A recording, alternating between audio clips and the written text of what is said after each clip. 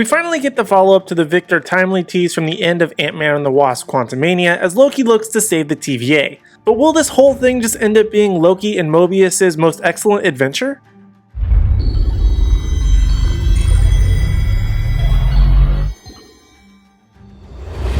What's up, Nerdgenic Nation and fellow true believers, superhero nerd Aaron Waller here, and today I want to give my thoughts on episode 3 of season 2 of the Marvel Disney Plus series Loki. This episode sees Loki and Mobius chasing Miss Minutes and Renslayer through time and coming across a variant of He Who Remains called Victor Timely. Now this episode, much like the previous two, was very much a mixed bag for me, but I actually ended up watching this one twice to get a better gauge of how I felt about it, and though I'll say that it did have a lot more positives in it this week, I still feel like it was a bit of a weird choice and direction. But, as always, let's start with the good stuff. And I personally think that one of the biggest pros has to be Jonathan Majors' Kang variant. And I know he's had some off-screen issues between his Ant-Man appearance and now, but I think he still stole the show in this episode.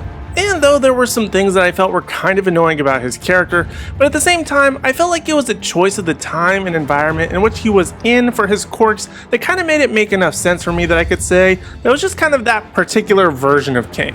And I also kind of like the story of Miss Minutes and Renslayer more or less being the ones to set in motion the life that Victor would ultimately go on, though that was likely just part of the Kang or even Miss Minutes plan. But I'm excited to see how Timely interacts with Ouroboros, who he more or less idolizes, and should that happen, which it will likely happen next episode, I really look forward to seeing if they more nerd out or kind of clash. Where this episode was great though, which seems to be where their strengths lie in the most in my opinion, was with the little moments, such as the interaction and conversation between Renslayer and Victor on the boat, or the one between Miss Minutes and Victor at the workshop. Both of those scenes give us a much better idea of Kang and He Who Remains is, as well as the just general storyline that's going on between them. But really that's where I started to fall off, because this episode, though entertaining at times, went through some serious ebbs and flows which had me questioning the pace of the show. For example, a large amount of the episode takes place at the Chicago World's Fair in 1893, which I thought was clever enough because I thought that was just the general style of the show, the time-traveling Bill and Ted meets Wishbone style adventure. But then they really started to lean into the time period with the comedy and the music that took me completely out of it and made me think it was less of a fun adventure and more along the lines of an attempt at letting Owen Wilson live out his Shanghai Noon or Shanghai Nights threequel that will likely never happen. It just started to get a little too kooky and weird at times that I just completely fell off. And I'm sure that was more of a stylistic choice, but it was still off-putting and I kept diverting and starting to think if I really wanted to finish the episode, much less watch it again. And as you may get from my thoughts, I don't necessarily think that it was bad. The show clearly has style all locked down, no matter the time period. It's just a matter of pacing that I think that they really struggle with the most and has me questioning my sanity from week to week. But I think if they could nail that down, this would likely be a top-level Marvel show for me. And I'm sure it already is for some people, but it certainly suffers from some major pacing issues. And though I'm hoping that things are starting to pick up finally with Victor going with the TVA, Miss Minutes' AI desire to be a real person, which I'm really not entirely sure how I feel about that. I feel like it's something we've seen plenty of times before, but that's for another day. And also the impending meeting of Ouroboros and Victor will be kind of interesting.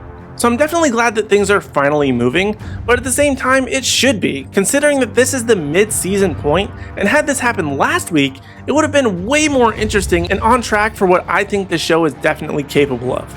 And despite all that, I'm still actually very excited for next week and how the ball was finally starting to roll a bit more. And I'm surprisingly looking forward to where the story and Marvel Universe is going, which I think might be the first time I've felt that slight inkling since I don't know how long.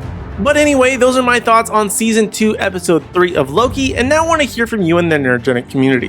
What did you think of this episode? How did you feel about Victor Timely? What did you think about the whole Miss Minutes turn? And are you excited for what may be coming next? Let me know your thoughts in the comment section down below, and while you're down there, be sure to hit like, subscribe, and ring the bell notification so you don't miss out on any future videos, as well as my thoughts on the next episode of Loki.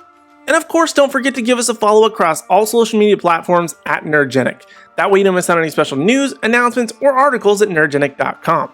But in the meantime, if you want even more video content from us, check out our most recent video right over here.